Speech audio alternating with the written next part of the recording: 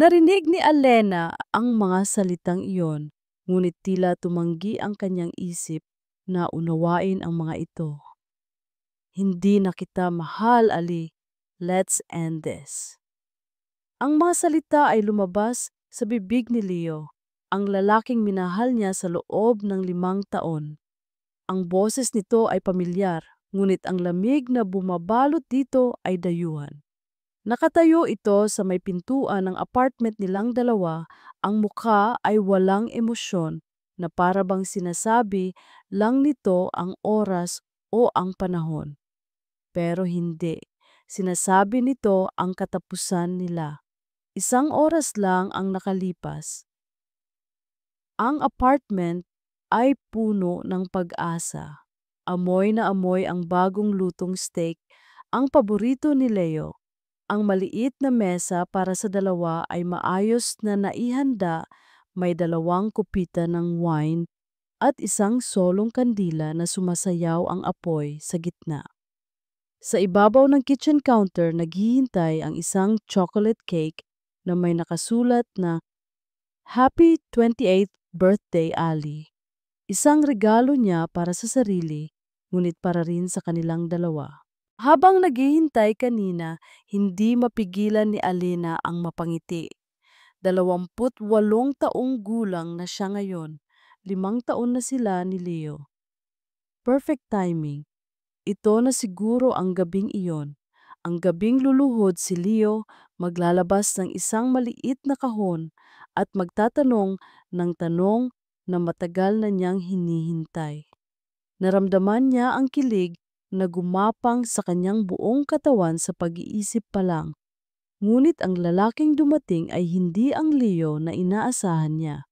Ang Leo na kaharap niya ngayon ay isang estranghero.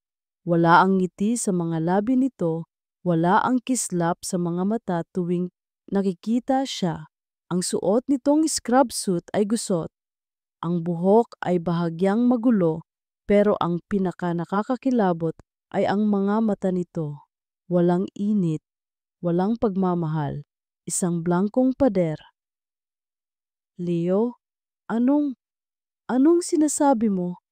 Pagod ka lang siguro. Maupo ka muna, kumain na tayo. Nagluto ako ng paborito mo, sabi ni Alena. Ang boses ay nanginginig. Sinubukan niyang ngumiti. Umaasang ang ngiti niya ay kayang tunawin ang yelo sa pagitan nila. Pero hindi ito gumalaw. Nanatili itong nakatayo roon, isang estatwa ng kalungkutan. Hindi ako pagod, Ali. Sigurado ako sa sinasabi ko. Bawat salita ay parang isang suntok sa kanyang sikmura. Ang hangin sa kanyang baga ay tila naubos. Pero bakit? May nagawa ba akong mali? Sabihin mo sa akin, aayusin ko. Umiling si Leo at sa unang pagkakataon nakakita si Alena ng bahagyang emosyon sa mukha nito. Awa. At mas masakit pa iyon kaysa sa galit. Walang mali, Ali. It's not you. It's me. Isang gasgas na linya mula sa mga pelikula. Isang murang palusot na hindi niya kailanman inakalang maririnig mula kay Leo. 5 taon, Leo. Basag ang boses na sabi ni Alena. Binigay ko sa iyo ang 5 taon at tatapusin mo lang sa isang linya na parang galing sa isang cheap na movie. Hindi mo man lang ba ako kayang bigyan ng matinong dahilan? Nag-iwas ito ng tingin. Wala nang dahilan, Ali. Kapag nawala na, nawala na. Patawarin mo ako. Ganun lang. 5 taon, 5 Pasko, 5 anibersaryo, 1,000 almusal at hapunan. Lahat ng pangarap na binuo nila, lahat ng pangakong binitawan, lahat ng iyon tinapos sa loob ng wala pang 5 minuto. Humakbang paatras si Elena. Ang mga tuhod ay tila babigay na. Ang kanyang mga kamay na kanina lang ay maingat na nag-aayos ng kanilang hapunan, ay ngayon ay nanginginig na walang direksyon. Natabig niya ang maliit na mesa. Ang kupita ng wine ay tumagilid. Ang pulang alak ay dumaloy sa puting mantel na parang dugo. Ang plato ay nahulog sa sahig at ang perpektong pagkakalutong steak ay bumagsak kasama ng mga nabasag na piraso. At ang cake, ang birthday cake niya. Nahulog ito mula sa counter, bumaliktad sa hangin at lumapag sa sahig na may malakas na kalabog. Ang tsokolate ay kumalat. Ang mga salitang, "Happy 28th birthday, Ali," ay naging isang madilim na mantsa. Ang nag-iisang kandila na nakatirik dito ay nanatiling nakasindi sa isang iglap bago ito tuluyang namatay. Kasabay ng pagkawala ng liwanag nito ay ang pag-alis ni Leo. Hindi na ito nagsalita. Tumalikod lang ito at isinara ang pinto sa likuran niya at ang mahinang pag-click ng lock ay ang huling tunog ng kanilang relasyon. Naiwan si Alena sa gitna ng kadiliman at kaguluhan. Ang amoy ng steak ay napalitan ng amoy ng nasayang na alak. Ang liwanag ng kandila ay napalitan ng dilim. Ang pag-asa ay napalitan ng isang malalim at nakakabinging katahimikan. Hindi niya alam kung gaano siya katagal na nakaupo sa sahig, nakatitig sa wasak na keki. Parang tumigil ang oras, parang tumigil ang paghinga niya. Isang bangungot. Gigising din ako, paulit-ulit niyang sinasabi sa sarili. Gigising din ako, ngunit hindi siya nagising. Biglang nag-vibrate ang isang bagay mula sa mesa, maliwanag at maingay sa gitna ng katahimikan. Naiwan ni Leo ang cellphone niya. Dahan-dahan na parang isang robot, gumapang si Alena palapit dito. Kinuha niya ang telepono, ang mga daliri ay manhid. Umilaw ang screen. Isang text message mula sa isang numerong nakasave bilang R. Ang mga salita ay malinaw na malinaw kahit sa nanlalabo niyang mga mata. Nasaan ka na? Naghihintay ako. R. Ang katahimikan sa apartment ay nabasag lamang ng mahinang pag-vibrate ng cellphone ni Leo. Huminto na sa pag-iyak si Alena. Napalitan ng isang kakaibang pamamanhid ang sakit na kanina'y halos dumurog sa kanyang dibdib. Nasaan ka na? Naghihintay ako. R. Ang mensahe ay paulit-ulit na umikot sa kanyang isipan. R.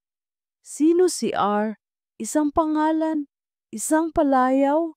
Nanginginig ang mga kamay na binuksan ni Alena ang telepono.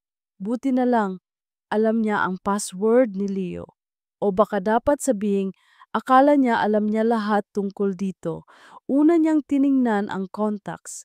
Hinanap niya ang letrang R. Maraming pangalan. Dr. Ramirez, Ricardo, Talier, Ron, pinsan. Walang sino man sa kanila ang tila babagay sa isang sikretong mensahe sa kalaliman ng gabi. Sunod niyang pinuntahan ang social media account ni Leo. Nag-scroll siya sa listahan ng mga kaibigan nito. Ang mga daliri ay mabilis na gumagalaw. Hanggang sa tumigil ito sa isang pangalan, Dr. Rafael Alcaraz. May R sa Rafael. At ang apelyido, Alcaraz. Kapareho ng kay Leo.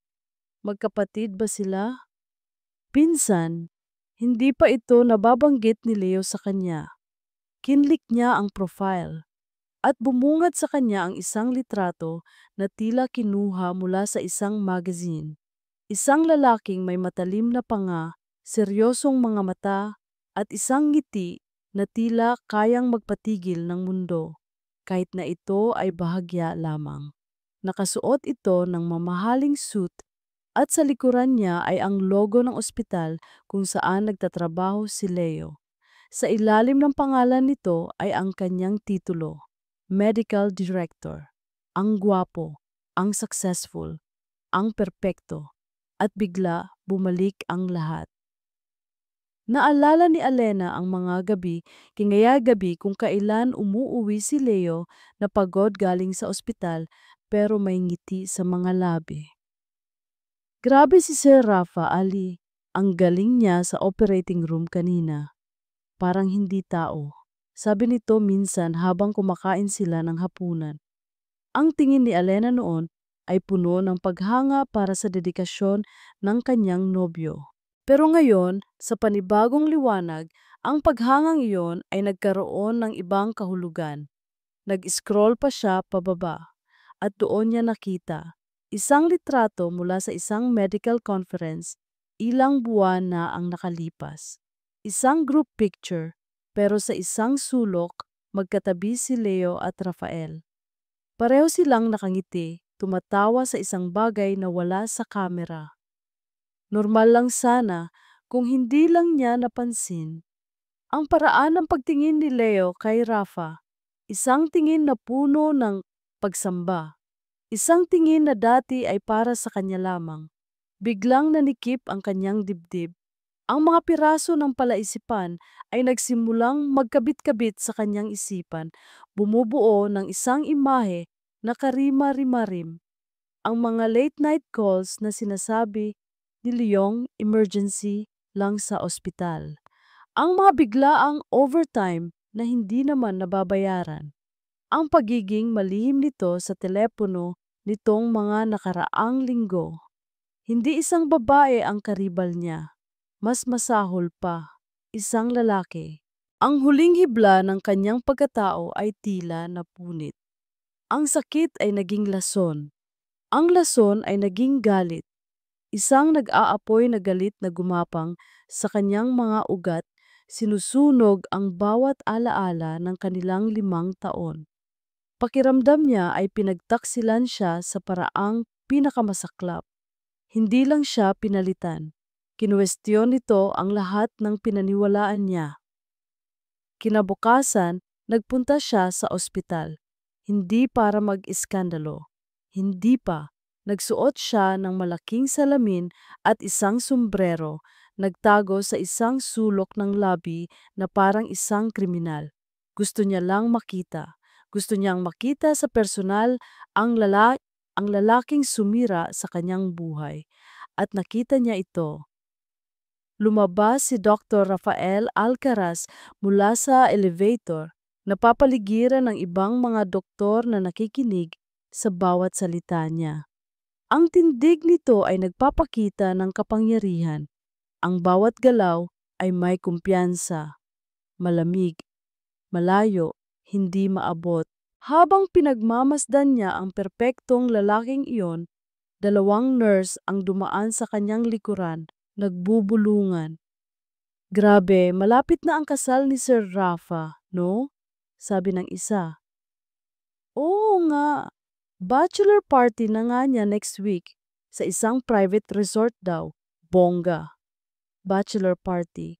Ang mga salitang iyon ay tumama kay Alena na parang kidlat. Isang perpektong lalaki, isang perpektong buhay, isang perpektong kasal. Lahat ng iyon ay ninakaw mula sa kanya.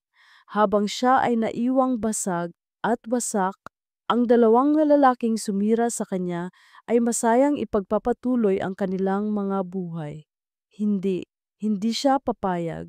Isang ideya, madilim at mapanganib, ang nabuo sa kanyang isipan.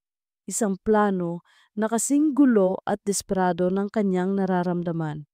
Umalis si Alena sa ospital, hindi na nagtatago. Bawat hakbang niya ay may bigat, may determinasyon. Kinuha niya ang kanyang cellphone, tinitigan ang larawan ni Rafael Alcaraz sa screen. Ang perpektong muka, ang perpektong ngiti. Hindi na siya iiyak. Tapos na ang pagiging biktima. Sisirain ko ang perpektong buhay mo, bulong niya sa hangin. Ang boses ay malamig at matigas na parang bakal. Tulad ng pagsira ninyo sa buhay ko. May natitira pang kaunting ipon. Si Alena sa bangko, ang perang pinag-ipunan niya para sana sa pangarap nila. Isang maliit na down payment para sa isang bahay, isang pondo para sa kanilang kasal. Ngayon, ang perang iyon ay magiging pondo niya para sa kanyang paghihiganti. Isang malaking bahagi nito ay napunta sa pagkuha ng pekeng ID at pagbabayad sa isang event coordinator na may koneksyon. Isang tawag lang, isang sobrang puno ng pera, at ang pangalan niyang Alena Reyes ay naging Angel, isang freelance dancer na handang tumanggap ng mga private event. Walang tanong, walang paghuhusga, pera lang ang usapan. Sa gabi ng bachelor party ni Rafael, hinarap ni Alena ang kanyang sarili sa salamin ng isang maruming dressing room sa likod ng resort. Ang babaeng nakatingin pabalik sa kanya ay hindi niya kilala. Ang mukha niya ay natatakpan ng makapal na makeup. Maitim na eyeshadow, pulang-pulang kolorete sa labi. Ang kanyang simpleng buhok na laging nakatali lang ay ngayon ay bagsak at kulot-kulot, mukhang sinadya ang pagkagulo. Ang suot niya ay isang maliit na piraso ng itim na tela na tinatawag nilang costume, na halos wala nang itinatago. Ang material ay mura at makati sa balat. Sino itong babaeng ito? Itong estrangherang may mga matang puno ng galit at kapaitan. Hinawakan niya ang malamig na salamin. Para ito sa'yo, Leo, bulong niya sa sariling refleksyon. At para sa'yo, Rafael. Ang bigat ng hangin sa labas ay halos nakakasakal. Malakas ang tugtog na dumadagundong, sinasabayan ng malalakas na tawanan at sigawan ng mga lasing na lalaki. Ang amoy ng alak at sigarilyo ay nanunuot sa hangin. Nandidiri si Alena. Gusto niyang tumakbo, magtago at umiyak hanggang sa maubos ang kanyang luha. Pero sa tuwing nararamdaman niya ang takot, ipinipikit niya ang kanyang mga mata at inaalala ang mukha ni Leo noong gabing iyon. Ang lamig, ang kawalang pakialam, at ang galit ay muling nag-aalab, tinutunaw ang lahat ng kanyang pag-aalinlangan. Nang tawagin na ang pangalang Angel, huminga siya ng malalim at lumabas sa entablado. Ang mga ilaw ay nakakasilaw. Ang mga mata ng mga lalaki ay malagkit at mapanuri. Naramdaman niya ang panginginig ng kanyang mga tuhod, ngunit hindi niya ito ipinakita. Isa lang ang hinahanap ng kanyang mga mata. At nandoon ito, si Dr. Rafael Alcaraz, pero hindi ito katulad ng inaasahan niya. Hindi ito ang sentro ng kasiyahan na napapaligiran ng mga kaibigan. Nakaupo ito sa isang madilim na sulok, malayo sa karamihan, hawak ang isang baso ng alak. Seryoso ang mukha nito, ang mga mata ay tila malayo ang iniisip. Mukha itong pagod, mukha itong malungkot. Isang parte ng isip ni Alena ang nagtaka, ngunit iwinaksi niya ito. Pagkukunwari lang yan lahat, nagsimula ang musika, isang mabagal, mapang-akit na tugtog, at nagsimula siyang sumayaw. Hindi ito isang sayaw ng isang profesional. Ito ay isang sayaw ng isang babaeng wasak. Bawat galaw ng kanyang balakang ay may dalang galit. Bawat pag-ikot ng kanyang katawan ay may dalang sakit. Bawat paghagod ng kanyang kamay sa sariling balat ay puno ng pait. Hindi siya sumasayaw para sa mga lalaking nanonood. Sumasayaw siya para sa iisang tao lamang. Ang mga mata niya ay hindi humiwalay kay Rafael, at sa kalagitnaan ng kanyang sayaw, nagtama ang kanilang mga paningin. Nakita niya ang pagkabigla sa mga mata nito. Inaasahan niyang makakita ng pagnanasa, ng lustay, pero may iba siyang nakita.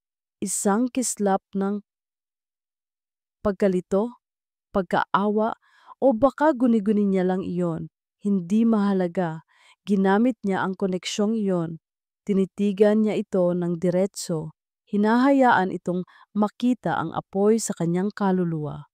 Nang matapos ang kanta, nagpalakpakan ang mga lalaki, ngunit hindi iyon narinig ni Alena. Dahan-dahan siyang bumaba ng entablado at naglakad diretso patungo sa sulok kung nasaan si Rafael. Ang puso niya ay kumakabog na parang tambol sa digmaan. Ito na. Umupo siya sa tabi nito, hindi nagpapaalam. Amoy alak ito. Mag-isa ka yata, doktor, sabi ni Alina. Ang boses ay sinadya niyang gawing malandi at mababa. Tumingin ito sa kanya, ang mga mata ay bahagyang naniningkit dahil sa kalasingan. I should be asking you that. Hinahanap ko lang ang pinakaimportanteng tao sa party na to. Sagot niya, inilapit ang kanyang muka sa muka nito. Tinitigan siya ni Rafael ng matagal na para bang sinusubukang basahin ang isang bagay na nakatago sa likod ng makapal na makeup. Isang matagal na katahimikan ang namagitan sa kanila bago ito nagsalita. Ang boses ay bahagyang garalgal. Anong pangalan mo? Ngumiti si Alena, isang nangiti na hindi umabot sa kanyang mga mata, isang nangiti na malamig at puno ng panganib. Dahan-dahan niyang inilapit ang kanyang mga labi sa tainga nito at bumulong. You can call me Karma.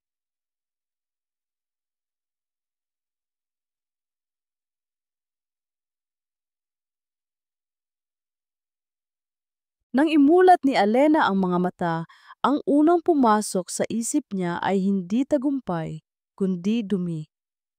Pakiramdam niya ay may putik na bumabalot sa kanyang buong katawan na hindi kayang alisin ng kahit anong ligo.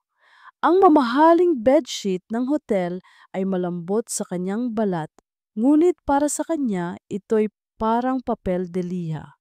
Ang hangin ay amoy, alak pa rin, at ang pabango ng lalaking katabi niya, isang amoy na mamahalin at masalimuot.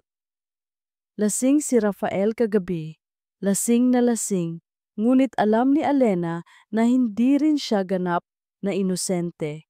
Nagpadala siya. Isang parte sa kanya ang nagpadala sa kagustuhang saktan ito at ginamit niya ang sarili niyang katawan bilang sandata.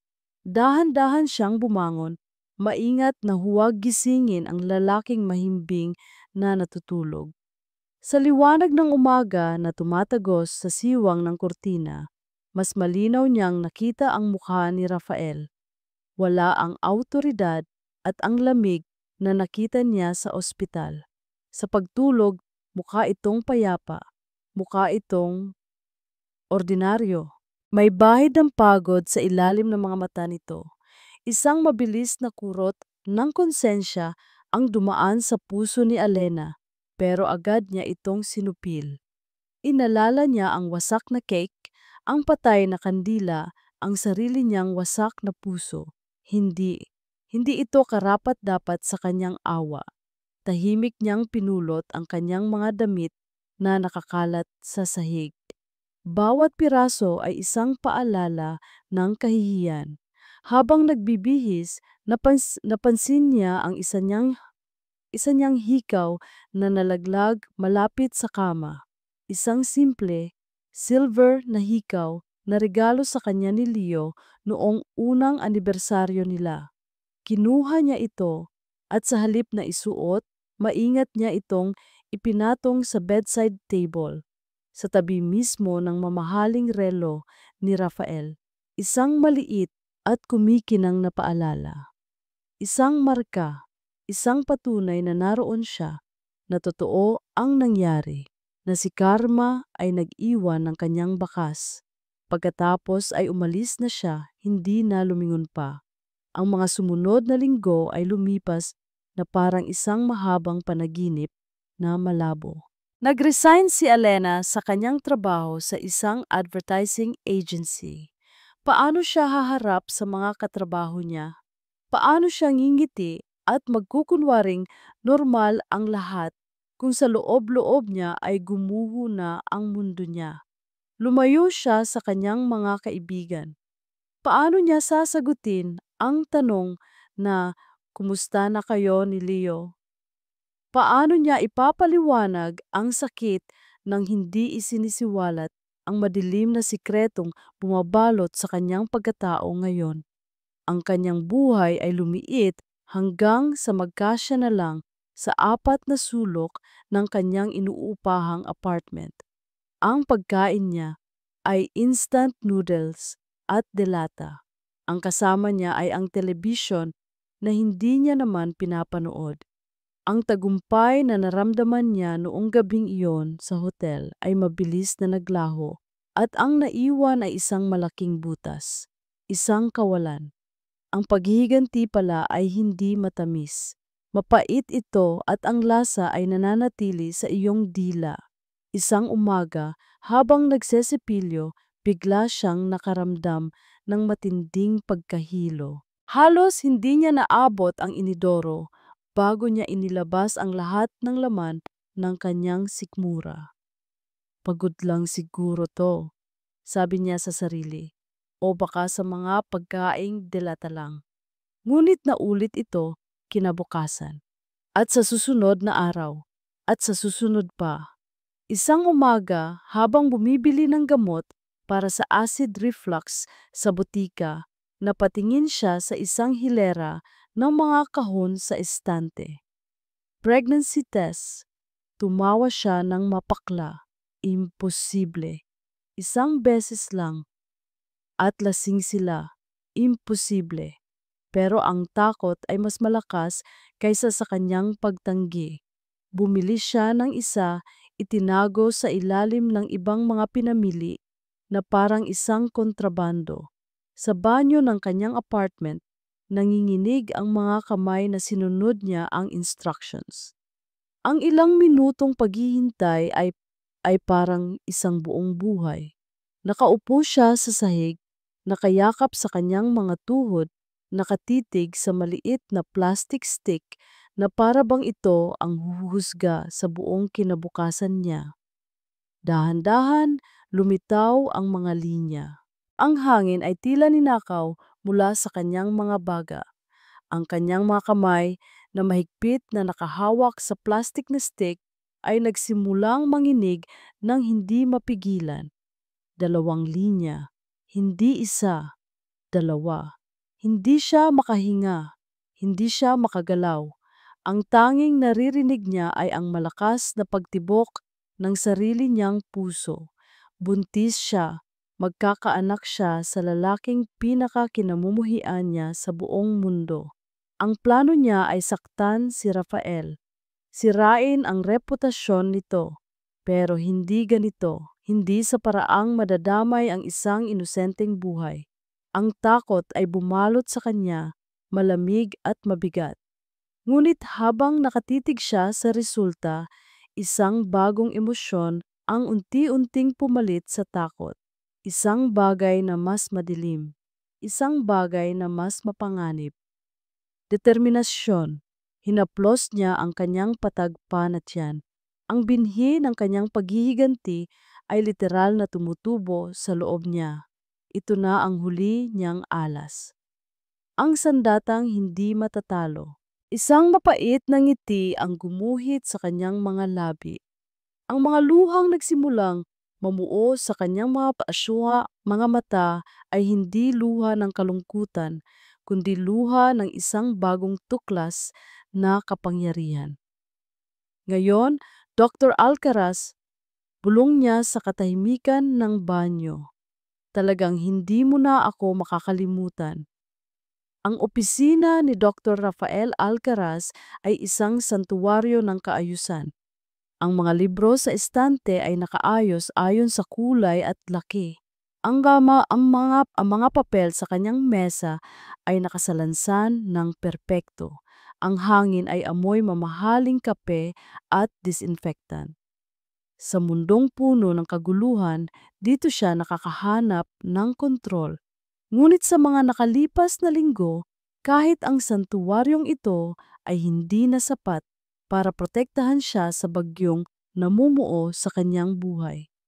Rafa, tumawag na naman ang wedding planner. She's asking about the final guest list. Hindi mo pa rin sinasagot ang mga tawag niya. Sabi ni Isabel sa kabilang linya, ang boses ay matinis at puno ng reklamo.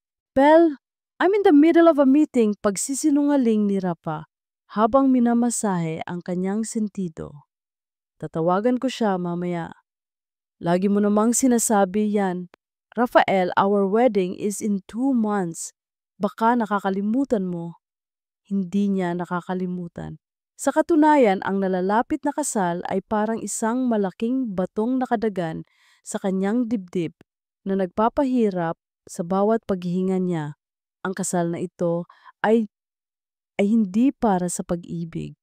Isa itong pagsasanib ng dalawang pamilya, isang business deal na binalot sa sutla at mga bulaklak. Alam ito ni Isabel. Alam din niya. Pero bakit kailangan nitong gawing mas mahirap ang lahat? I'll handle it, Belle. I have to go. Sabi niya, ay batam.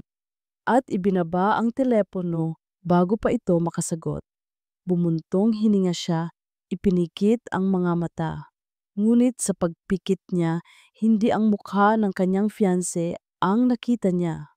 Ang nakita niya ay ang mukha ng isang babae sa isang madilim na sulok ng isang maingay na party. Isang babaeng may mga matang nag-aapoy sa galit kahit na ang mga labi nito ay nakangiti. Karma. Hindi na niya ito nakita ulit pagkatapos ng gabing iyon. Pero ang alaala nito ay nanatili. Isang multo na bumabagabag sa kanya. May kakaiba sa mga mata niya noong gabing iyon. Hindi lang pang-aakit. May galit at kalungkutan. Isang kombinasyong mapanganib na hindi niya malimutan. Iwinaksi niya ang alaala. Marami siyang kailangang gawin. Mga budget report na kailangang aprubahan, mga schedule ng mga surgeon na kailangang ayusin. Biglang tumunog ulit ang kanyang telepono. Ngunit hindi ito si Isabel. Nakita niya ang pangalan sa screen, Leo. Agad niyang sinagot, ang boses ay naging mas malumanay. Leo, kumusta? Bakit ka tumatawag? Dapat nagpapahinga ka. Kuya, ang boses sa kabilang linya ay mahina at hirap. Masama lang ang pakiramdam ko ngayon. Hindi mo muna ako papasok. Napatayo si Rafa mula sa kanyang upuan. Ang lahat ng pagod ay napalitan ng pag-aalala. Anong nararamdaman mo? Kailangan mo ba ng gamot? Pupuntahan kita dyan. Wag na, kuya. Okay lang ako. Matutulog ko lang to. Sabi ni Leo na sinundan ng isang mahinang pag-ubo. Tatawag na lang ako ulit mamaya. Sige. Magpahinga ka. Wag mong isipin ang trabaho. Ako na ang bahala.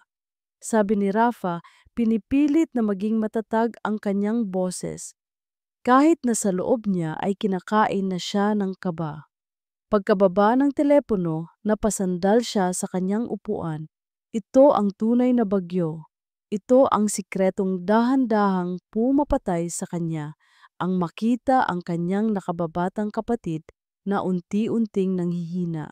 At wala siyang magawa kundi ang magpanggap na normal ang lahat. Biglang tumunog ang intercom sa kanyang mesa. Ang boses ng kanyang sekretarya ay nag-aalinlangan. Sir, paumanhin po sa abala. May babae po ritong nagpupumilit na makausap kayo. Wala po siyang appointment. Sabihin mo bumalik na lang siya. I'm busy.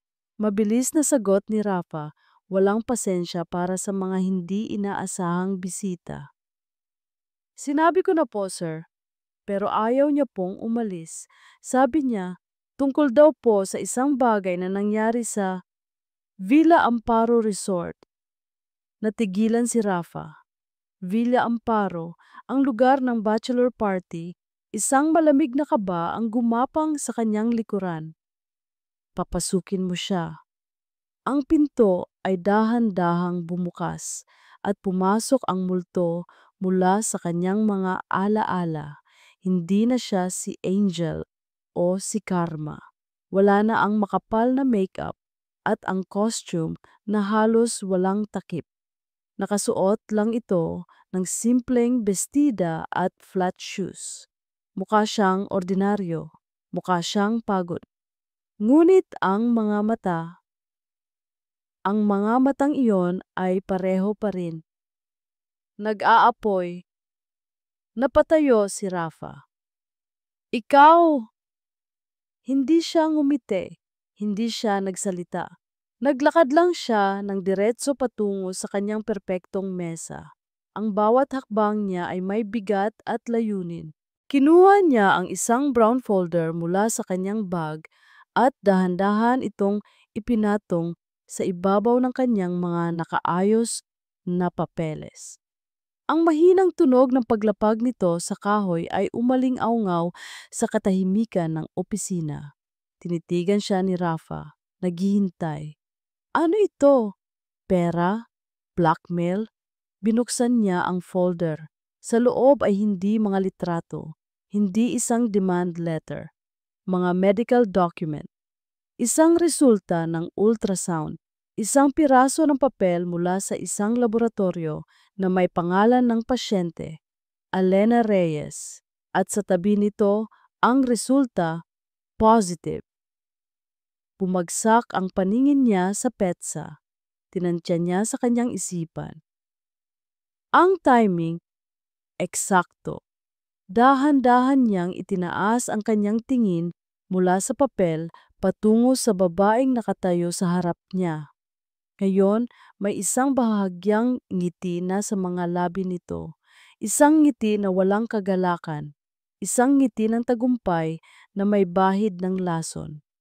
Congratulations, Daddy. Ang dalawang salitang iyon ay tumama sa kanya na parang isang bala. Ang maayos niyang mundo ay gumuho. Ang mga pader ng kanyang santuwaryo ay bumagsak. Ang ingay ng ospital sa labas ay nawala. Ang tanging naririnig niya ay ang mabilis na pagtibok ng sarili niyang puso. Ang kasal, ang pamilya niya, ang posisyon niya, lahat ay nag-flash sa kanyang isipan. Ngunit sa gitna ng pagkasira ng lahat, isang tanong lang ang umalingaw-ngaw sa kanyang isipan, mas malakas kaysa sa iba. Paano ko ito sasabihin kay Leo? Inaasahan ni Elena na sisigaw si Rafael, na magagalit, na tatawagin siyang sinungaling, gold digger, o kung ano pa mang masakit na salita. Hinanda na niya ang sarili niya para sa isang digmaan. Pero ang reaksyon nito ay isang bagay na hindi niya pinaghandaan. Katahimikan. Nakaupo lang ito sa kanyang swivel chair, nakatitig sa mga papel na parang sinusubukang intindihin ang isang banyagang lengguwahe. Ang mukha nito ay hindi galit, hindi rin gulat, pagod. Isang malalim na pagod na tila nagmumula pa sa kaluluwa nito. Magkano ang kailangan mo? Sa wakas ay tanong nito, ang boses ay mahina, walang emosyon. Hindi man lang ito tumingin sa kanya. Sumikip ang dibdib ni Elena. Hindi dahil sa insulto, kundi dahil sa pagkadismaya. Gusto niya ng reaksyon. Gusto niya ng galit. Anuman, basta huwag lang itong malamig na pagtanggap. Hindi pera ang kailangan ko. Matigas niyang sagot. Doon lang ito tumingin sa kanya. At sa mga mata nito, sa isang saglit, nakita ni Elena hindi ang isang kalaban, kundi ang isang taong nalulunod. Then what do you want from me, Miss Reyes? Panagutan mo to, sabi niya, itinuro ang kanyang tiyan. Gusto kong malaman ng lahat na ikaw ang ama. Gusto kong masira ang perpekto mong buhay. Isang mapait na tawa ang kumuwala sa mga labi ni Rafael. Isang tawa na walang saya. Ang perpekto kong buhay, you have no idea. Tumayo ito at lumapit sa malaking bintana ng kanyang opisina, tinatanaw ang syudad sa ibaba.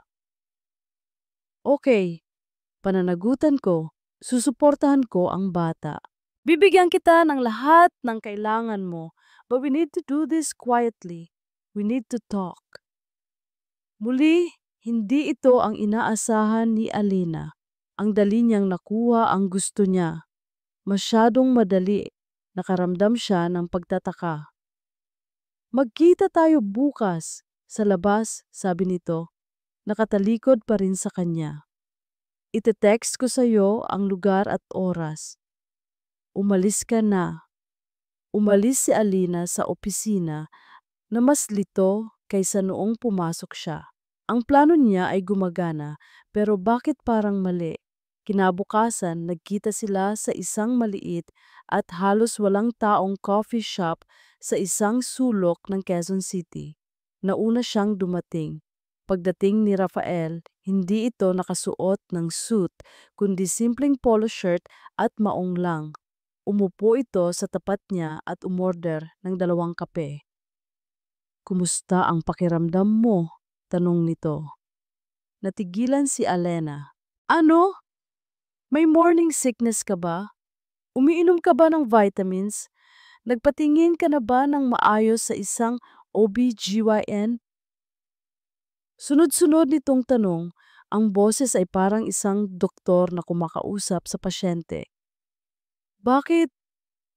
Bakit ka nagtatanong niyan? Naguguluhan niyang sabi. Dahil doktor ako, Miss Reyes, at kahit ano pa man ang sitwasyon, may responsibilidad ako sa kalusugan mo at ng batang dinadala mo. Seryoso nitong sagot. May kung anong kumurot sa puso ni Alena. Isang maliit, halos hindi maramdamang pag-asa. Baka hindi siya isang halimaw, baka may puso rin pala ito. Ngunit ang maliit na pag-asang iyon ay agad na namatay nang may isang anino ang tumabon sa kanilang mesa. Well, well, well, look what we have here. Tuminggala si Alena at nakita ang isang babaeng ubod ng ganda. Perpekto ang ayos, suot ang isang damit na mas mahal pa yata sa 6 na buwang renta niya. Ang mga mata nito, kahit nakangiti, ay kasing talim ng kutsilyo. Tumingin ito mula kay Rafael patungo sa kanya. Ang ngiti ay hindi nawala pero ang mga mata ay puno ng pang-aalipusta. Isabel, sabi ni Rafael, ang boses ay biglang naging malamig. What are you doing here? Sinusundan ka, darling. Lately, you've been so distant. Sabi ng babae na ngayon ay alam na nila na ni Alinang si Isabel Serrano, ang fiancé. Ang tingin nito ay bumaba sa kanyang tiyan at kahit natatakpan pa ito ng kanyang maluwag na damit, pakiramdam ni Alena ay hinubaran siya nito sa tingin. Ah, so this is your new hobby. Belle, let's talk outside. Matigas na sabi ni Rafael, tumatayo na. No, it's okay. I want to meet her, sabi ni Isabel at binalingan si Alena. Umupo ito sa tabi ni Rafael na parang isang reyna sa kanyang trono. Alam ko kung anong klasing babae ka, isang gold digger na gumamit ng katawan para umakyat sa buhay. Isabel, tama na, saway ni Rafael. Pero hindi ito nakinig. Dinukot nito ang kanyang Hermes na bag, kumuha ng isang checkbook at isang Montblanc pen. Mabilis itong nagsulat at pinunit ang isang tseke. Itinapon nito ang tseke sa mesa, sa harap mismo ni Alena. Ang halaga ay nakasulat, 5 million pesos. Napatitig si Alena sa mga numero. Sapat na iyon para magsimula ng bagong buhay. Sapat na para hindi na siya mag-alala pa. Kunin mo yan, sabi ni Isabel, ang boses ay parang lason na binalutan ng pulot. At ilaglag mo ang bastarda sa sinapupunan mo, then disappear. Huwag ka nang magpapakita ulit sa amin. Ever. Ang bawat salita ay tumusok sa puso ni Alena. Bastarda, ang kanyang anak. Isang inosenteng sanggol, tinawag na bastarda. Ang lahat ng pag-aalinlangan, Ang lahat ng pagkalito ay biglang naglaho. Pinalitan ito ng purong galit ng isang ina. Dahan-dahan niyang kinuha ang tseke. Nakita niya ang ngiting tagumpay sa mukha ni Isabel, ngunit hindi niya ito ibinulsa. Sa harap ng dalawa, pinunit niya ito sa gitna. Tapos pinunit niya ulit. At ulit, hanggang sa maging maliliit na piraso na lang ito. Ibinagsak niya ang mga piraso sa mesa, na parang konfeti sa isang malagim na selebrasyon. Tumingin siya ng diretso sa mga mata ni Isabel. Hindi mabibili ng pera mo ang anak ko, sabi niya. Ang boses ay nanginginig sa galit, ngunit matatag. At sisiguraduhin kong malalaman ng buong mundo na si Rafael Alcaraz ang ama niya. Pagkasabi noon, tumayo siya at mabilis na tumalikod bago pa nila makita ang mga luhang nagsimula ng pumatak mula sa kanyang mga mata. Ang paghamon na ginawa ni Alena kay Isabel Serrano ay parang pagsigaw sa gitna ng isang paparating na bagyo. Sa una, naramdaman niya ang tapang. Ngunit habang lumilipas ang mga araw, naramdaman niya ang lakas ng hangin at ang lamig ng ulan. Hindi nagpakita si Isabel, hindi rin tumawag. Ang kanyang pagganti ay mas tahimik, ngunit mas mabagsik. Isang araw, pag-uwi ni Alena sa kanyang inuupahang apartment, sinalubong siya ng kanyang landlady. Alena, iha, pasensya na, sabi nito, umiiwas ng tingin. Pero kailangan mo nang umalis sa katapusan ng linggo. Po? Bakit po? Bayad naman po ako sa renta, gulat na tanong ni Alena.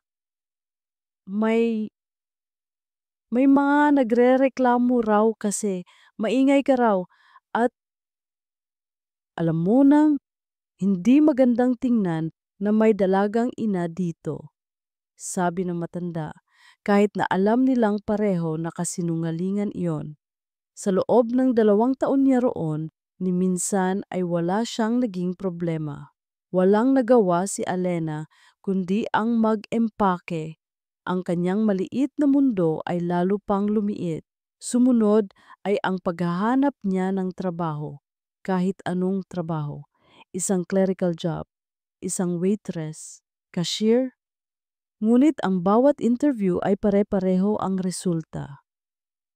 "We'll call you," sasabihin nila, pero alam niyang hindi sila tatawag. Sa isang pagkakataon, narinig niya ang 2 HR staff na nag-uusap pagkalabas niya. Siya yung babae, di ba? Yung nasa listahan? Oo. Sayang, mukha pa namang matino. Pero utos yan galing sa taas. Huwag daw i-hire. Parang isang hindi nakikitang pader ang itinayo sa paligid niya. At si Isabel ang arkitekto. Bawat pinto ay sarado. Bawat bintana ay nakakandado. Naubos na ang kanyang ipon. Ang pera niya ay sapat na lang para sa ilang araw na pagkain.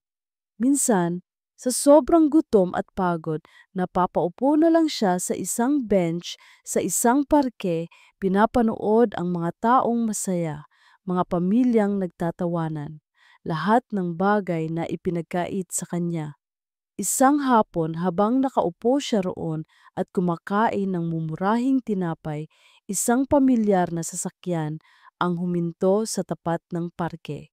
Isang itim at mamahaling SUV. Bumukas ang pinto sa passenger side at bumaba si Rafael. Agad na tumayo si Alena, handang magtago. Ngunit natigilan siya. Mula sa driver's side, bumaba rin si Rafael at umikot para tulungan ang sakay nito. Inalalayan nito ang isang lalaki. Isang lalaking payat na payat. Ang buhok ay manipis na. Ang balat ay naninilaw. Ang dati matipunong katawan ay ngayon ay tila isang anino na lang ng dati nitong anyo. Si Leo. Napahawak si Alena sa kanyang bibig para pigilan ang isang sigaw. Halos hindi niya ito nakilala. Ang kanyang ang Leo na matipuno, laging nakangiti, puno ng buhay, ay nawala. Ang kaharap niya ay isang taong may sakit. Malubha. Pinanood niya habang inaalalayan ni Rafael si Leo na maglakad.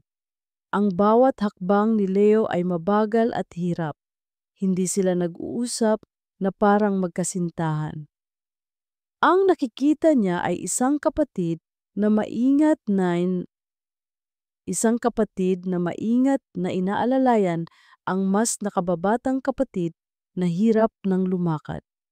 Ang paraan ng paghawak ni Rafael sa braso ni Leo ay hindi posisibo, kundi suporta. Isang angkla sa gitna ng unos. May isa pang bagay na napansin si Alena. Ang direksyon na kanilang tinatahak. Papunta sila sa isang gusali sa kabilang kalsada. Isang gusali na pamilyar sa kanya dahil bahagi ito ng ospital. Ang St. Raphael Cancer Institute. Ang puso ni Alena ay biglang tumigil sa pagtibok. Cancer Institute. Ang mga salita ay umalingaw-ngaw sa kanyang isipan na parang isang malakas na kulog. Hindi, hindi maaari. Biglang nag-flashback sa kanyang isipan ang lahat ng nangyari sa nakalipas na mga buwan bago sila maghiwalay. Ang biglaang pagpayat ni Leo na sinabi niyang dahil lang sa stress sa trabaho. Ang madalas nitong pagkahilo na idinadahilan niyang puyat lang. Ang mga pagkakataong nahuhuli niya itong nakatulala, malalim ang iniisip. Noon, inakala niyang dahil iyon sa problema nila o sa relasyon nito kay Rafael. Ngayon, ang lahat ng pirasong iyon ay bumubuo ng isang larawang hindi niya kayang tanggapin. Isang larawan ng sakit, ng paghihirap. Si Leo, ang lalaking sinumpa niya, ang lalaking pinlano niyang sirain ang buhay kasama ng kapatid nito, ay maaaring may malubhang karamdaman. Ang galit at nag-aalab sa kanyang puso sa loob ng maraming buwan ay biglang nilamon ng isang malamig na takot. Ang kanyang plano sa paghihiganti, na dati tila makatarungan at tama, ay ngayon ay parang isang malaking karimari-marim na pagkakamali. Pinanood niya silang dalawa na pumasok sa loob ng gusali hanggang sa mawala sila sa kanyang paningin. Nanatili siyang nakatayo roon sa gitna ng parke, hawak ang tinapay na hindi na niya kayang kainin. Ang mga tao sa paligid niya ay naglaho. Ang ingay ng syudad ay nawala. Ang tanging natira ay ang bigat ng isang katotohanang nagsisimula ng mabuo. Isang katotohanang mas masakit pa sa pagkakanulo.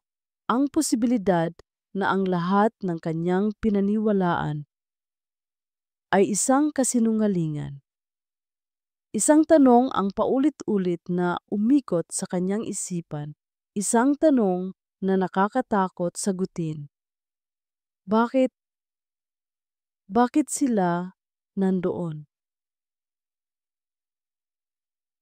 Pumirma si Rafael sa huling dokumento sa kanyang mesa at marahan itong isinara. 10:00 na ng gabi. Ang ospital sa labas ng kanyang opisina ay tahimik na maliban sa paminsan-minsang pagtawag sa PA system. Ngunit sa loob ng kanyang isipan, ang ingay ay nakakabingi. Kaninang hapon kinausap siya ng oncologist ni Leo.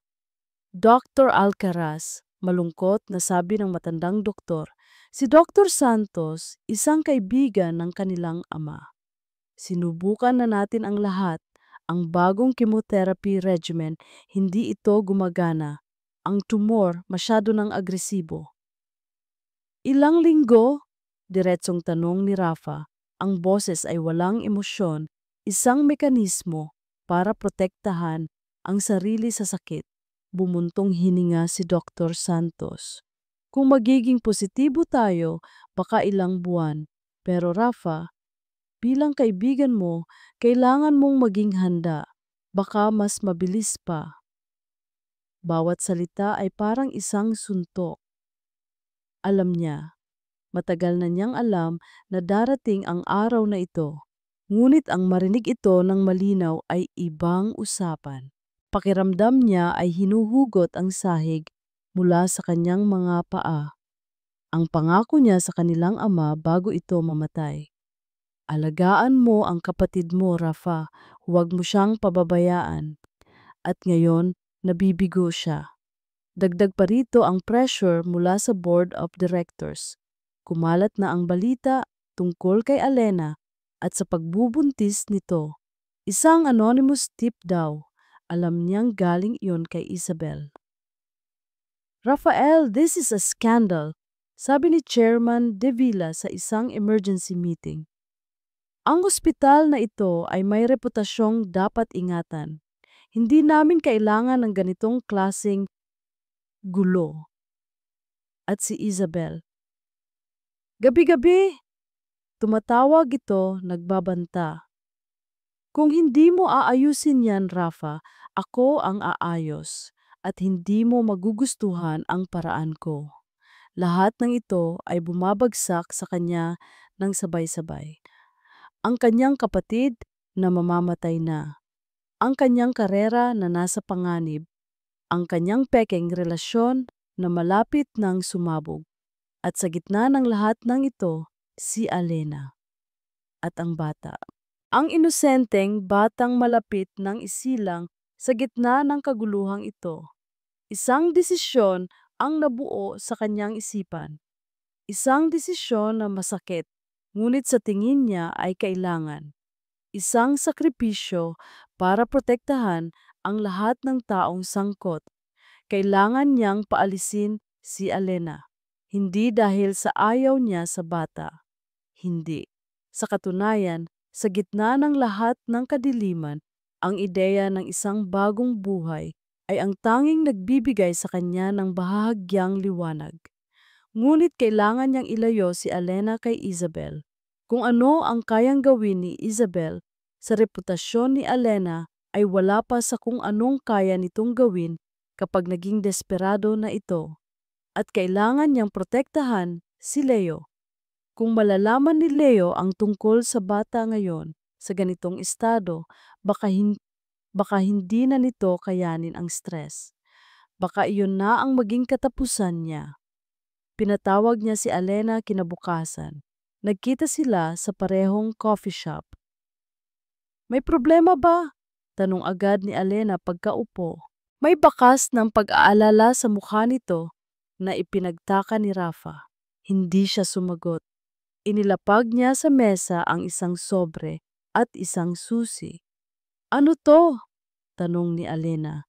Isang bahay sa Batangas. Maliit lang, pero maayos. Malayo sa gulo dito. Paliwanag ni Rafa, ang boses ay sinadya niyang gawing malamig at walang pakialam. Kailangan niyang maging matatag. Ang sobre, may lamang passbook. Sapat na yan para sa iyo at sa bata sa loob ng maraming taon. Tumingin si Alena mula sa susi, pabalik sa mukha niya. Ang mga mata ay puno ng pagkalito. Hindi kita maintindihan. Huminga ng malalim si Rafa.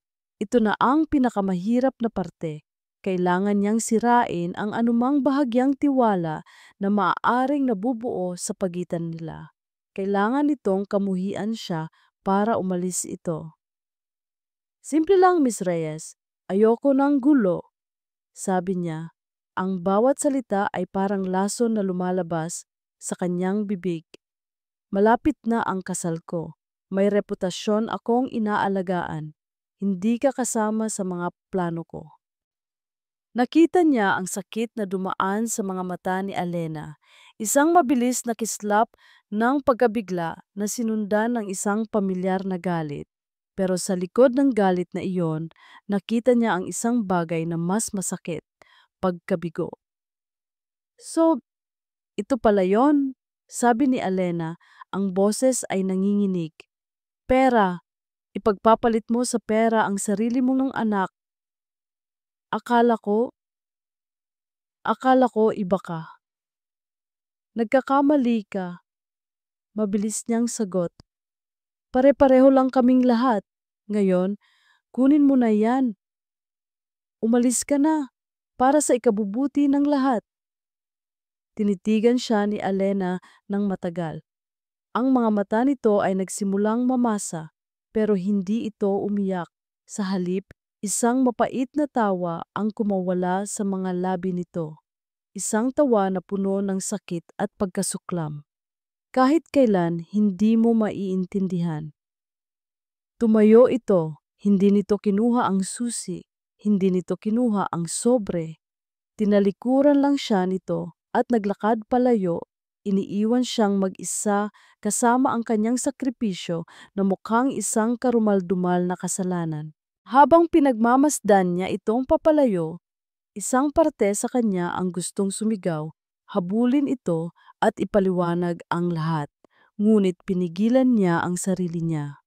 Para ito sa ikabubuti ng lahat, paulit-ulit niyang sinabi sa sarili.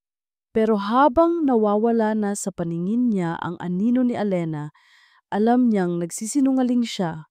Lumabas si Alena sa coffee shop na parang isang multo. Ang mga salita ni Rafael ay umuulit-ulit sa kanyang isipan. Bawat isa ay isang patalim na lalong sumusugat sa kanyang puso. Ayoko ng gulo. Hindi ka kasama sa mga plano ko para sa ikabubuti ng lahat. Ang lahat ng bahagyang pagdududa na naramdaman niya noong nakita niya si Leo ay biglang naglaho. Pinalitan ito ng isang matigas na katotohanan. Si Rafael Alcaraz ay isang duwag, isang halimaw na nagtatago sa likod ng kanyang pera at kapangyarihan. Pareho lang sila ni Isabel. Magkapatid man sila ni Leo o hindi, pare-pareho lang silang mga manloloko. Aalis na siya. Hindi niya kukunin ang pera. Hindi niya kailangan ng tulong mula sa kanila. Bubuhayin niya ang kanyang anak ng mag-isa. Sa isang lugar na malayo, kung saan ang apelyidong Alcaraz ay wala ng ibig sabihin. Ngunit bago siya tuluyang umalis, may isang bagay siyang kailangang gawin. Isang hindi maipaliwanag na puwersa ang humihila sa kanya pabalik sa ospital. Hindi niya alam kung bakit. Siguro gusto niya lang makita ulit si Leo sa huling pagkakataon.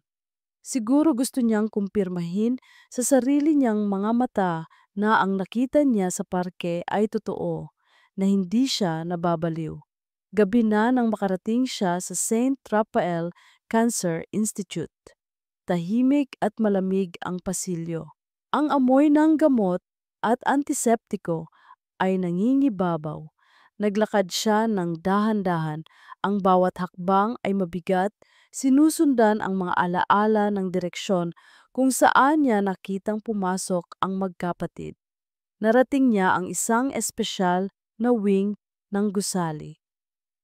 Oncology Special Care Unit. Ang mga pinto ay sarado. Ang mga nurse sa station ay abala. Walang pumansin sa kanya. Isa-isa niyang sinilip ang maliliit na bintanang salamin sa bawat pinto. Kapangiya, mga pasyenteng natutulog, nakakabit sa mga makina, mga pamilyang nagbabantay, hanggang sa marating niya ang isang silid sa dulo ng pasilyo. Room 307. At sa pagtingin niya sa loob, ang mundo niya ay huminto sa pag-ikot. Nakita niya ito, ang eksenang sumira sa bawat hibla ng kanyang pagkatao. Nakahiga sa kama si Leo. Ang katawan niya ay napapalibutan ng mga tubo at wire na nakakonekta sa mga makinang umuugong sa tabi niya. May oxygen tube sa kanyang ilong. Ang kanyang muka ay butot balat. Ang mga mata ay nakapikit, ngunit ang kanyang paghinga ay mababaw at hirap. Hindi ito ang Leo na iniwan siya. Ito ay isang kalansay ng lalaking minsan niyang minahal. At sa tabi ng kama, sa isang upuan, nakaupo si Rafael. Hindi ito ang medical director na mayabang. Hindi ito ang lalaking malamig na nag-alok sa kanya ng pera. Ang lalaking nakikita niya ngayon ay nakayuko. Ang mga siko ay nakapatong sa kanyang mga tuhod. Ang mukha ay nakasubsob sa kanyang mga kamay. Ang malapad nitong balikat ay nanginginig, bahagya pero sapat na para makita. Umiiyak si Rafael Alcaraz. Tahimik, walang tunog, isang pag-iyak na puno ng pagod, ng sakit, ng kawalan ng pag-asa. Bigla, ang lahat ng galit ni Alena, ang lahat ng puot, ang lahat ng plano sa paghihiganti ay parang bulang naglaho. Ang natira ay isang nakakabinging katotohanan. Ang nakita niya sa ospital noon ay totoo.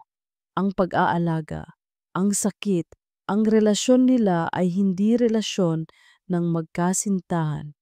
Ito ay pagmamahal ng isang kapatid na handang gawin ang lahat. Ang pag-iwan sa kanya ni Leo ay hindi dahil sa hindi na siya nito mahal. Ito ay dahil mamamatay na ito. At si Rafael, ang lahat ng ginawa nito, ang pagiging malamig, ang pag-aalok ng pera. Baka hindi iyon para sa sarili niya. Baka, baka para protektahan sila. Para protektahan si Leo. Para protektahan siya. Ang bigat ng katotohanan ay parang isang toneladang semento na dumagan sa kanya. Napasandal siya sa pader, ang mga binti niya ay hindi na siya kayang suportahan. Ang hangin ay hindi na niya mahinga. Nagkamali siya. Isang malaking, nakamamatay na pagkakamali. Ang paghihiganti niya ay hindi nakatutok sa isang halimaw. Nakatutok ito sa 2 taong naghihirap na.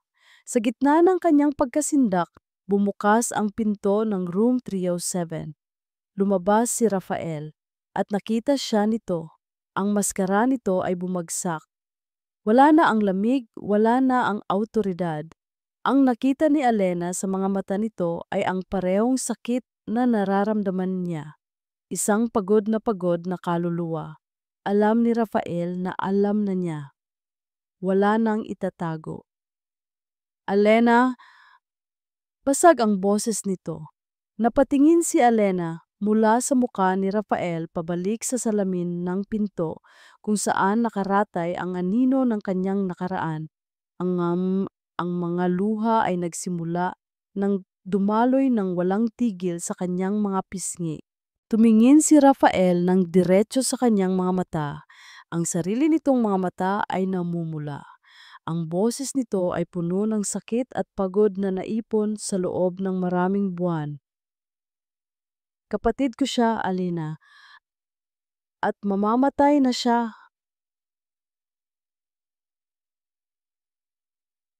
Ang mga salitang iyon ay bumasag sa huling pader ng pagtanggi sa puso ni Alena. Kapatid ko siya, Alena, at mamamatay na siya.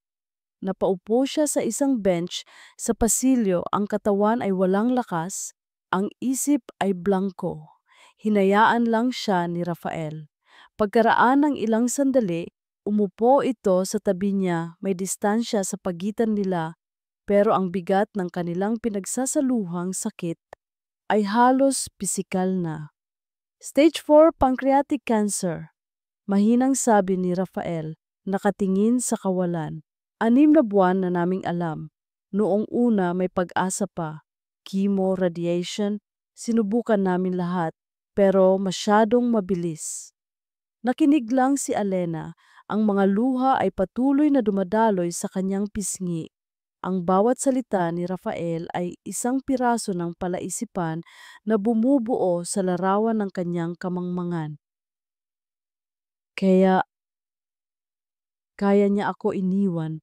Bulong ni Alena, hindi isang tanong, kundi isang masakit na pag-intindi. Tumango si Rafael. Ayaw niyang makita mo siyang nagkakaganito. Ayaw niyang idamay ka. Mahal na mahal ka niya, Alena. Sobra. Ang pag-iwan sa'yo ang pinakamahirap na ginawa niya sa buong buhay niya. Ginawa niya yon dahil akala niya pinoprotektahan ka niya. Ang sakit. Ang sakit ay mas matindi pa kaysa noong gabing iyon ng kanilang hiwalayan. Dahil ngayon alam niyang ang lahat ay ginawa dahil sa pag-ibig, hindi dahil sa kawalan nito. At ikaw, sabi ni Alina, tumingin kay Rafael. Kapatid mo siya, kayo pala ang Alcaraz. Magkapatid sa ama, paglilinaw ni Rafael. Nang mamatay si Dad, ako ang nangako sa kanyang aalagaan ko si Leo. Buong buhay ko, iyon ang ginawa ko, pinrotektahan ko siya. Tumingin ito sa kanya, ang mga mata ay puno ng pagsisisi. Kaya ko rin sinubukan kang paalisin, hindi dahil ayaw ko sa'yo o sa bata, para ilayo ka kay Isabel at para, para hindi na madagdagan ang stress ni Leo. Konting panahon na lang ang natitira sa kanya. Gusto ko lang na maging payapa iyon. Sa wakas, naintindihan na ni Alena ang lahat, ang bawat kasinungalingan, ang bawat masasakit na salita. Ang lahat ay mga baluktot na bersyon ng pag-aalaga at pag-ibig. Patawarin mo ako. Humikbing, sabi ni Alena. Rafael, patawarin mo ako, hindi ko alam. Ang paghihiganti, ang bata. Timnayotan, Diyos ko, anong nagawa ko? Umiling si Rafael. Wala kang kasalanan, Alena. Nasaktan ka at ginawa mo kung ano sa tingin mo ang tama. Ako rin. Lahat tayo nagkamali. Pagkatapos ng mahabang katahimikan, tumayo si Rafael.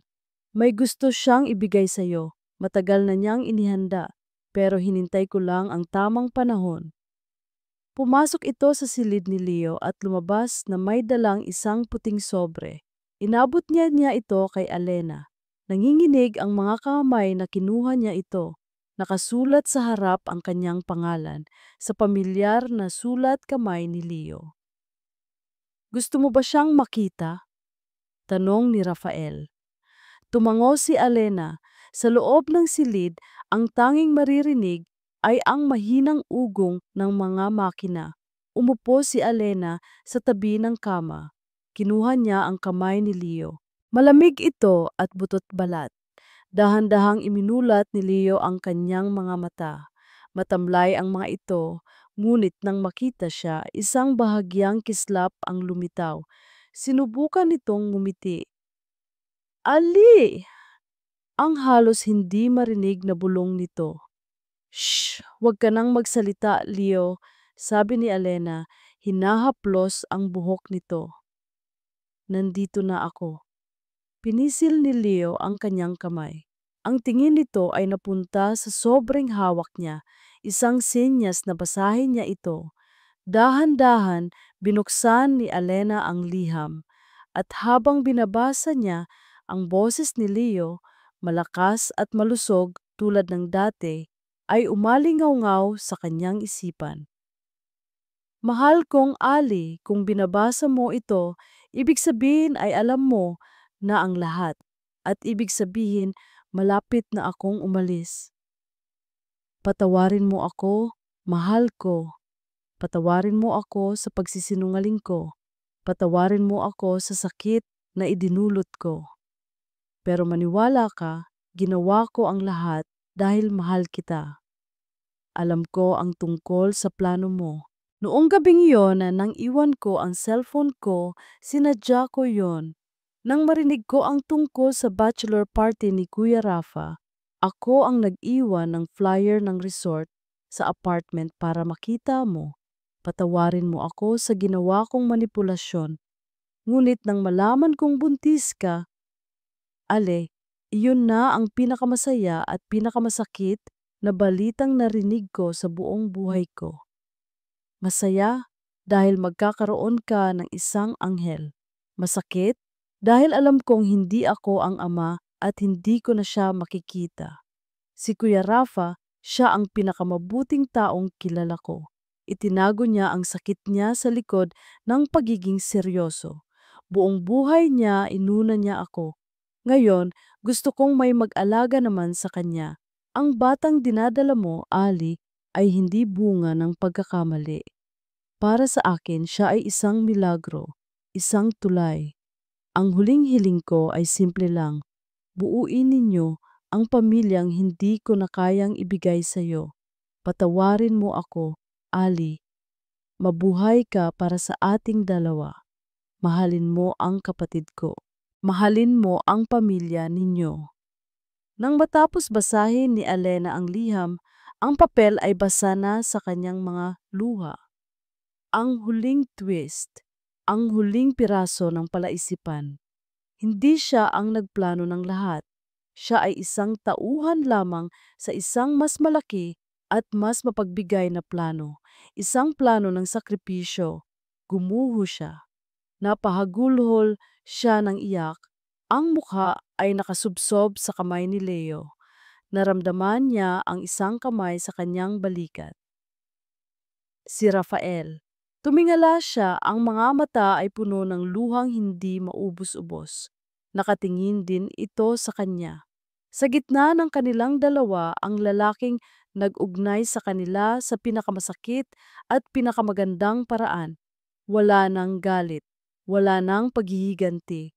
Ang natira na lang ay isang nasirang nakaraan, isang hindi tiyak na hinaharap, at isang huling hiling na kailangan nilang tuparin.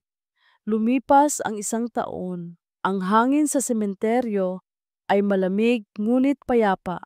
Ang araw ay hindi gaanong masakit sa balat. Sa ilalim ng isang malaking puno ng akasya, isang simpleng lapida ang nakatayo. Leonardo G. Alcaraz, isang minamahal na kapatid at kaibigan. Pinunasan ni Alena ang ilang tuyong dahon na nahulog sa ibabaw ng marmol. Sa isang kamay, hawak niya ang isang pumpon ng puting bulaklak. Sa kabilang braso, mahimbing na natutulog ang isang munting anghel na nakabalot sa isang kulay rosas na kumot. "Hi, Leo!" Mahina niyang bulong. "Pasensya na kung ngayon lang kami nakadalaw ulit. Medyo naging busy lang." Isang anino ang tumabon sa kanya. Hindi na niya kailangang lumingon para malaman kung sino ito. Naramdaman niya ang pamilyar na init nang tumayo si Rafael sa kanyang likuran. Nagustuhan niya sana ang mga bulaklak. Sabi ni Rafa, ang boses ay malumanay. Paborito niya ang puti. Sagot ni Alena, isang maliit na ngiti ang sumilay sa kanyang mga labi. Ang taon na lumipas ay parehong mabilis at mabagal. Pagkatapos ng gabing iyon sa ospital, hindi na humiwalay si Alena sa tabi ni Leo. Nandoon siya sa mga huling linggo nito kasama si Rafael. Naging mga sundalo sila sa isang digmaang alam nilang talo na sila. Hindi sila nag-usap tungkol sa hinaharap. Hindi nila pinag-usapan ang liham. Ang tanging mahalaga ay ang mga natitirang sandali ni Leo. Namatay si Leo isang madaling araw. Sa kanyang pagtulog, habang hawak nila ni Rafael ang kanyang mga kamay. Payapa, ang libing ay simple lang tulad ng hiling nito. Si Isabel ay hindi dumating. Pagkatapos malaman ang katotohanan, nagpadala lang ito ng bulaklak at hindi na nagpakita pa. Tahimik nilang kinansela ang kasal. Naiwan silang dalawa ni Rafael, dalawang estranghero na pinagbigkis ng isang trahedya at isang pangako. Noong una, mahirap. Ang kanilang pagsasama ay puno ng mga hindi sinasabing salita at mga tingin na puno ng pagsisisi. Ngunit ang paparating na sanggol ang naging tulay nila. Nag-uusap sila tungkol sa mga check-up. Namimili sila ng mga gamit para sa bata. Sa mga simpleng gawaing yon, unti-unti silang natutong magpatawad sa isa't isa. Sang kinanan ni sa tigisan ta sa misamasam at sa kanilang mga sarili. Nang isilang ni Alena ang isang malusog na sanggol na babae, si Rafael ang nasa tabi niya, hawak ang kanyang kamay. At nang una niyang makita ang kanyang anak, alam na niya ang ipapangalan dito. Leona. biyahing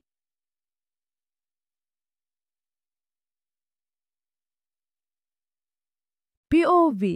Rafael Alcaraz pinagmasdan ni Rafael si Alena habang inaayos nito ang mga bulaklak sa puntod. Sa bisig nito, ang kanyang anak na si Leona ay bahagyang gumalaw at nag-inat. Isang pakiramdam ng kapayapaan ang bumalot sa kanya. Isang pakiramdam na matagal na niyang hindi naramdaman. Ang pagpanaw ni Leo ay nag-iwan ng isang malaking butas sa kanyang puso na akala niya ay hindi na mapupunan. Ngunit si Alena at Leona, dahan-dahan nilang pinupuno ang butas na iyon, hindi sa paraang pinapalitan si Leo, kundi sa paglikha ng isang bagong espasyo para sa pagmamahal. Noong isang buwan, nag-usap sila. Isang gabi, habang mahimbing na natutulog si Leona sa kanyang kuna, umupo sila sa sala, kapwa may hawak na tasa ng kape. Rafa, simula ni Alena, hindi natin kailangang gawin to. Ang alin? Tanong niya. Ito ang magpanggap na isang pamilya. Naintindihan ko ang hiling ni Leo, pero hindi iyon isang obligasyon. Hindi ka nakatali sa akin. Sabi nito, hindi makatingin ng diretso sa kanya. Tinitigan siya ni Rafael. Ang babaeng dati niyang kinatatakutan at kinaiinisan ay ngayon ay ang taong pinakakomportable siyang kasama. Nakita niya ang lakas sa kabila ng pinagdaanan nito. Nakita niya ang kabutihan sa puso nito. Hindi ito pagpapanggap, Ali. Seryoso niyang sagot. At hindi ito obligasyon. Inabot niya ang kamay nito na nakapatong sa mesa. Nagulat ito sa kanyang ginawa, ngunit hindi nito binawi. Noong una, ginawa ko to para kay Leo. Ginawa ko to dahil sa responsibilidad. Pero ngayon, huminga siya ng malalim. Ginagawa ko to para sa akin, para sa atin.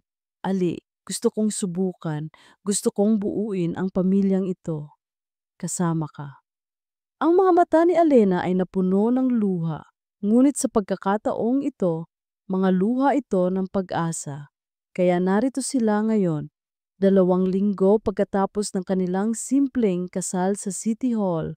Walang malaking handaan, walang mamahaling damit. Sila lang si Leona at ilang malalapit na kaibigan.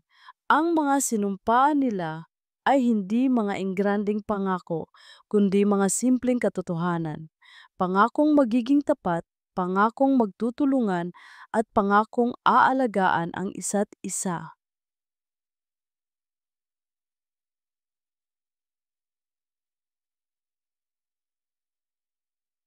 POV. Alena and Rafael gumising si Leona. Sa bisig ni Alena, ang maliliit nitong mga mata ay kumukurap-kurap sa liwanag ng araw. Kinuha siya ni Rafael mula kay Alena at inangat ng bahagya. Ang munting bata ay ngumiti, isang nangiting walang ngipin na kayang tunawin ang kahit anong sakit ng nakaraan. Tingnan mo, Leo, bulong ni Rafael sa puntod. Ang pamangkin mo, ang ganda niya, di ba? Hinawakan ni Alena ang braso ni Rafael. Sumandal siya sa balikat nito. Naramdaman niya ang pagpisil ng kamay ni Rafael sa kanyang baywang, hinila siya palapit. Magkasama, pinanood nila ang kanilang anak na masayang nakatingin sa mga dahon ng puno na sumasayaw sa hangin. Ang kanilang simula ay binuo mula sa isang maling akala. Ang pundasyon nila ay gawa sa sakit at paghihiganti. Ngunit mula sa mga guho na iyon, isang bagay na totoo at maganda ang nagsimulang tumubo. Isang pag-ibig na hindi isinisigaw, kundi ibinubulong. Isang pag-ibig na dahan-dahang hinilom ng panahon at pinalago ng pagpapatawad. Tumingin si Alena kay Rafael na nakatingin din pala sa kanya. Sa mga mata nito, wala na ang multo ng nakaraan. Ang nakikita na lang niya ay ang pangako ng isang kinabukasan. Ngumiti sila sa isa't isa. Isang ngiti na puno ng pag-unawa. Tumingin si Alena pabalik sa puntod, pagkatapos ay sa langit. Ang kanyang puso ay puno ng pasasalamat, hindi ng pait. Salamat, Leo, bulong niya sa hangin, isang panalangin na alam niyang maririnig. Natagpuan na namin ang aming tahanan.